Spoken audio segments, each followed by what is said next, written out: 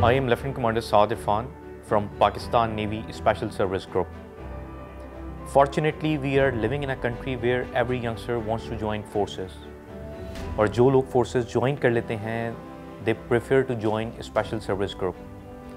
In Navy, Special Service Group is known as Navy SEALs. जैसा कि इसके नाम से जाहिर है, SEALs stands for Sea, Air and Land. इसके 3 मेन मॉड्यूल्स होते हैं. The first one is Sea. Sea module में जो मेन फोकस होता है that is on basic swimming, physical fitness, diving and combat diving operations.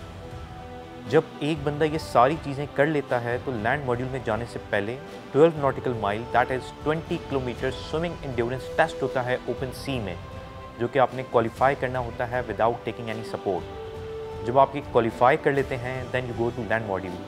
In land module the main focus is on basic weapon handling skills, spatial tactics and guerrilla warfare, rappelling, field navigation and explosive.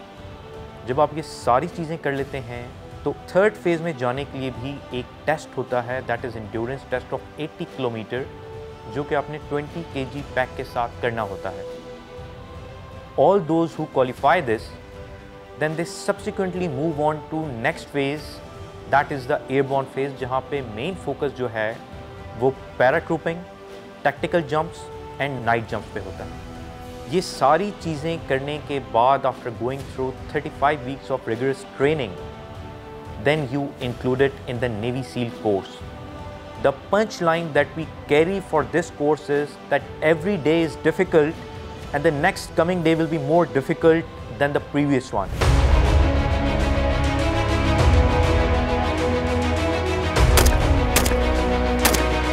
में जो training methodology use होती है that is melt, mould and make.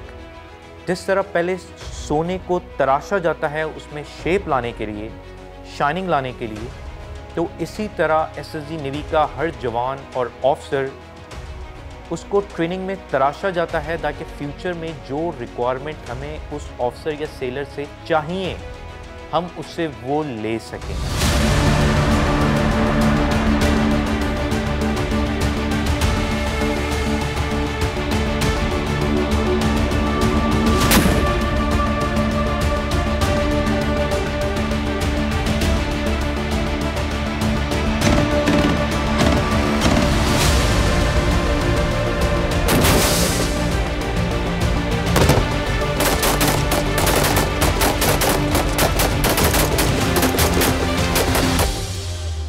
This is the training area of Navy SEALs.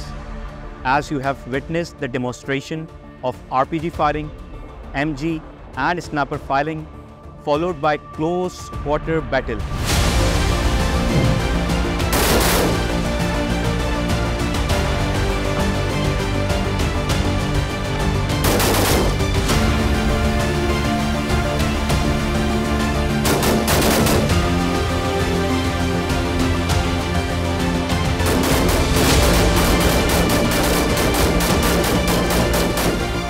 After that, various techniques of rappelling was demonstrated from the 90 feet tower, in which we have shown lizard rappelling, hollow rappelling, fast rope rappelling. These are the rappelling which are used for the infiltration into the enemy territories. Go!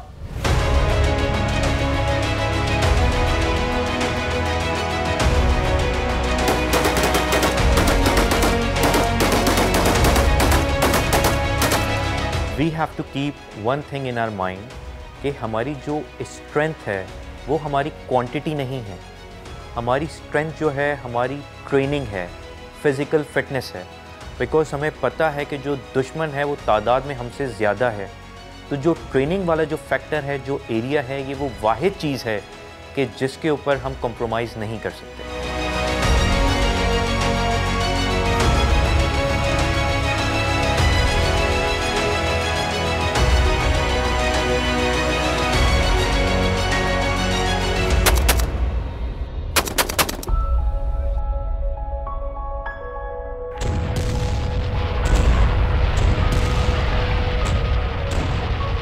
In 1965 war, all the three forces have played an important role, जिसमें Pakistan navy ने भी अपना एक अहम किरदार अदा किया और ऑफेंसिव डिफेंस की हिकमत अमली अपनाते हुए अपना लाइट क्रूज़र और 6 डिस्ट्रॉयर्स दुश्मन की कोस्ट दवारका पे भेजे with the purpose to destroy the radar installations. उससे फ़ायदा ये होना था कि इंडियन एयरफोर्स को जो फीड आ रहा था, जो कि साउदर्न सेक्टर पे उन्होंने अपनी बम्बार्डमेंट्स प्लान की हुई थी या कर रहे थे, वो सीज़ हो जानी थी।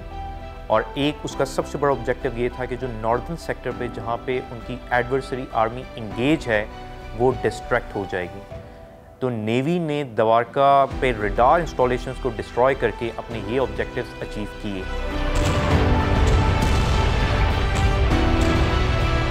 अच्छा, इसमें मैं ख़ास बात आपको ये बताता चलूँ कि पाकिस्तान नेवी सबमरीन गाजी उस टाइम ये वाहिद सबमरीन थी जो इंडिया या पाकिस्तान के पास एग्जिस्ट करती थी। ये ऑफ मुंबई डिप्लॉय थी और इसने किसी भी इंडियन शिप को बाहर निकलने नहीं दिया।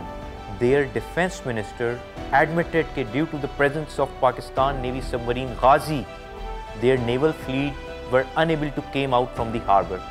इसका जो एक सबसे बड़ा ओवरऑल ऑब्जेक्टिव था वो ये था कि जब दवारका पे बम्बार्डमेंट हो रही होगी तो जो इंडियन फ्लीट है वो दवारका पे पाकिस्तानी शिप्स को अटैक करने के लिए आएगी।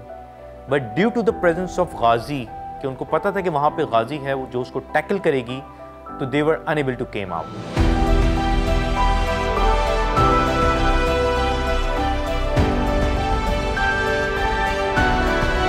पाकिस्तान है तो हम हैं, पाकिस्तान नहीं तो हम नहीं।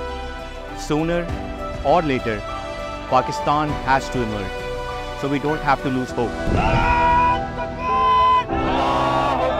Pakistan! Zindabad! Pakistan! Zindabad! Pakistan! Zindabad! Zindabad!